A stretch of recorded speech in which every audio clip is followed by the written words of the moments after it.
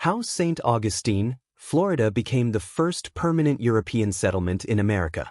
Long before the establishment of Jamestown or the Plymouth colony, the oldest permanent European settlement in what is now the United States was founded in St. Augustine, Florida, in September 1565. This historic milestone was achieved by Spanish Admiral Pedro Menéndez de Avilés, who named the city after St. Augustine because his fleet first sighted the land on August 28, St. Augustine's feast day. Pedro Menéndez de Avilés was not the first Spanish explorer to reach Florida. As early as 1513, Juan Ponce de Leon had claimed the territory for Spain. However, previous colonization efforts had failed. What set Menéndez apart was not a search for gold or trade with indigenous tribes, but a clear directive from the Spanish crown: eliminate the French presence in the region and assert Spanish dominance. By 1564, French Huguenots had established Fort Caroline near present-day Jacksonville, challenging Spain's territorial claims. For Spain, this was more than a political conflict. It was also a religious one. The French settlers were Protestants, and King Philip II, a staunch Catholic, saw them as heretics. Their presence near the route of the Spanish treasure fleet, which carried wealth from South America and Mexico to Spain, posed both a spiritual and strategic threat. In response, Menéndez led a decisive military campaign.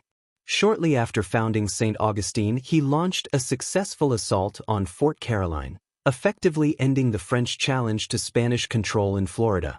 The brutal nature of the attack, particularly against Protestant settlers, underscored the deeply intertwined religious and imperial motivations behind the colonization of Florida. Thus, St. Augustine, Florida, was not only the first permanent European settlement in America, it became a symbol of Spain's imperial reach and religious fervor. Its legacy endures today as a historical landmark, representing the beginning of sustained European presence in the continental United States. Spanish colonists in St. Augustine, Florida faced long odds, but got lucky. The founding of St. Augustine, Florida was far from a guaranteed success. When Pedro Menéndez de Avilés set sail for Florida in 1565, his mission was urgent and fraught with risk. King Philip II of Spain had ordered Menéndez to eliminate the French Huguenot presence before France could establish a permanent military foothold in the region. Timing was critical. However, by the time Menéndez reached the coast of Florida in August 1565, he found that French reinforcements had already arrived, posing a serious threat to his mission. According to historian David Arbizu, associate professor of Spanish at the University of South Florida and editor of Pedro Menéndez de Avilés, a new manuscript, this intelligence came from a primary source, an eyewitness account written by Gonzalo Solís de Meraz, Menéndez's brother-in-law. Despite being outnumbered and facing a well-defended French outpost at Fort Caroline, Menéndez and his forces benefited from a combination of military ingenuity and sheer luck. A violent storm, likely a hurricane, crippled the French fleet, leaving Fort Caroline vulnerable. Menéndez seized the opportunity. Marching his men overland through swampy terrain, he launched a surprise assault on the weakened French fort, capturing it and effectively ending France's colonial ambitions in the region. This unexpected victory solidified St. Augustine, Florida, not just as a symbolic outpost of Spanish Catholic power, but as a strategic foothold that would endure for centuries. It marked the beginning of continuous European occupation in what would later become the United States, a remarkable feat considering the Spanish colonists were initially outnumbered and outmatched. A storm saves St. Augustine, Florida. How nature turned the tide. Upon arriving in Florida, Pedro Menéndez de Avilés quickly realized the scale of the challenge ahead.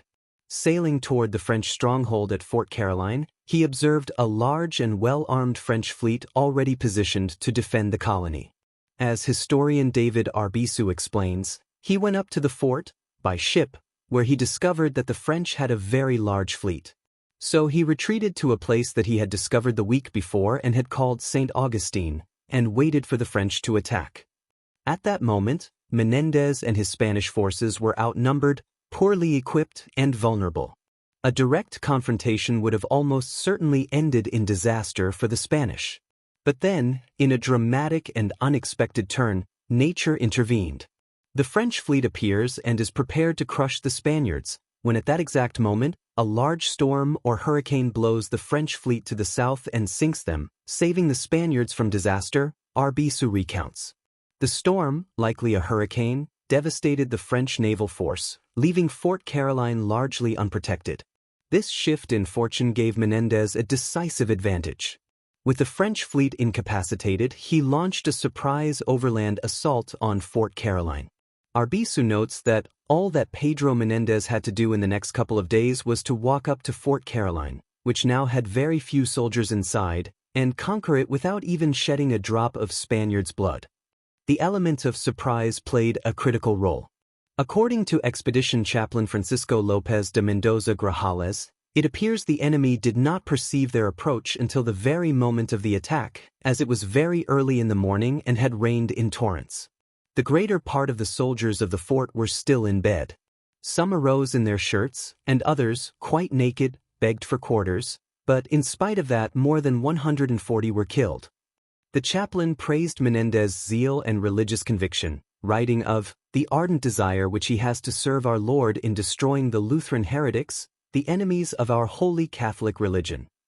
This critical moment not only ensured the survival of the fledgling Spanish colony at St. Augustine, Florida, but also cemented its place in history as the first successful, permanent European settlement in the continental United States. Menéndez Inlet, a name born from slaughter near St. Augustine, Florida. Following the surprise capture of Fort Caroline, Pedro Menéndez de Avilés returned to his encampment in St. Augustine, Florida, only to receive unsettling news from local indigenous people.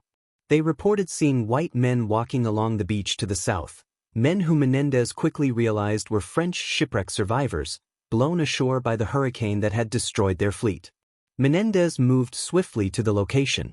According to the National Park Service and other historical sources, the French survivors were weak, unarmed, and had lost their provisions in the storm. Chaplain Francisco López de Mendoza Grajales requested permission to offer the men a chance at mercy, conversion to Catholicism in exchange for their lives. 16 accepted. The remaining 111 were executed. Just 2 weeks later, French commander Jean Ribault and another group of survivors appeared on the same stretch of beach. Menéndez again offered terms of surrender, which Ribault accepted. But the outcome was the same. Once disarmed and bound, Ribault was stabbed to death. His men were executed, beaten with clubs and hacked with axes, according to a second-hand account by Jacques Lemoyne de Morgues, a French artist who later chronicled the massacre. The location of the killings would come to bear a grim name, Matanzas Inlet, from the Spanish word for slaughters.